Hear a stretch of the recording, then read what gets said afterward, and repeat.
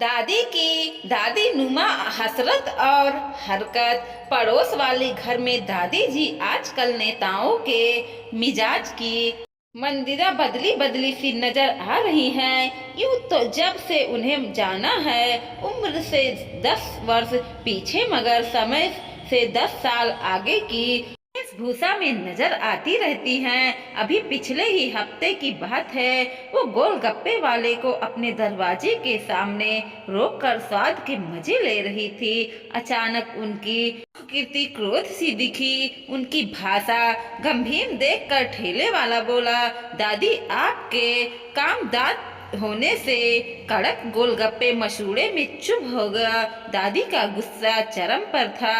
क्या तेरे भी दादी लगती हूँ? चाची आंटी तक फिर भी ठीक है। और हाँ, भरवन में कंकड़ और लकड़ी छोड़ रखी है। मुझे याद आया, एक दिन वह अपने पोते पोतियां की नकल में अंग्रेजी की शब्द करने लगी। गलती पर बच्चे ने टोक तो बड़ी मासूम से दादी ने समझाया, कम दांत होने से उच्चारण ठीक से नहीं हो पाता है ना।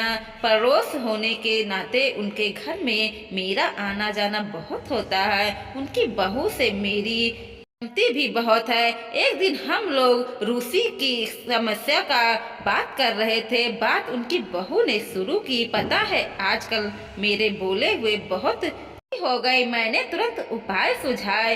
सिर हिलाने पर पहले दही में बेसन घोलकर आधे घंटे तक लगा कर रखिए, फिर धो डालिए।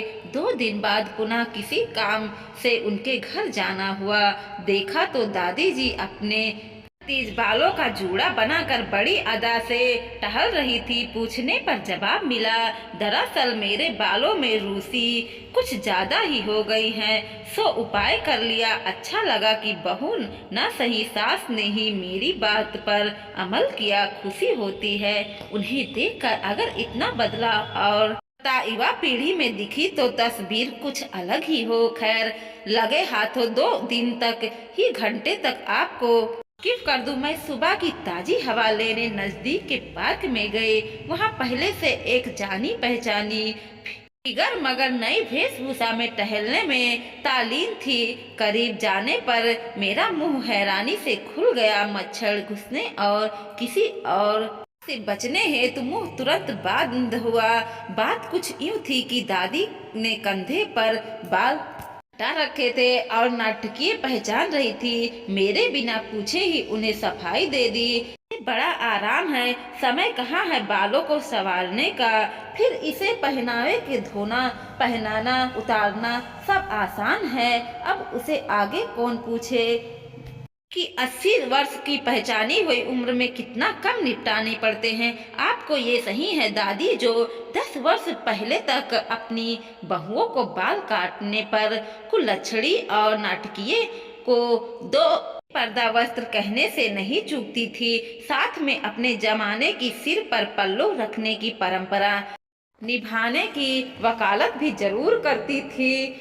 अब किस किस जख्म की चर्चा करें, हर जख्म यह नासूर है। अब बिना कहे पेट भी तो बेतहासा फूलता है। सो पड़ोसन ने बताया, अरे एक दिन तो हद ही हो गए। सासू माँ मेरी चेहरे पर लगाने वाली महंगी क्रीम मजे और बड़े मात्र से बिस्तर पर बैठकर पैरों में लगा रही थी। मुझे देखा हुआ बोला, इससे पैर खूब मुलायम हो रहे हैं। उसने मन में गुस्से को हाथ पर भेज दिया, जिससे चम्मच टेढ़ा हो गया। मैंने अपनी पड़ोसन और सहेली को दोहरी सलाह दे डाली, सुंगड़े की बजाय खुश रहना और उचित समझ जो हर वो नुक्सा अपना वो बुजुर्ग के अंकुलन हो, क्योंकि तुम्हारी नकल में उन्हें जवानी की आहट का आभास लगता है। उससे ज्यादा कहने की औकात नहीं। डर है कि कहीं कब्र में के लिए में कस देना कढ़े, क्योंकि लोग यहाँ आवश्यक कहेंगे, बेचारी कम उम्र में अल्लाह को प्यारी हो गई।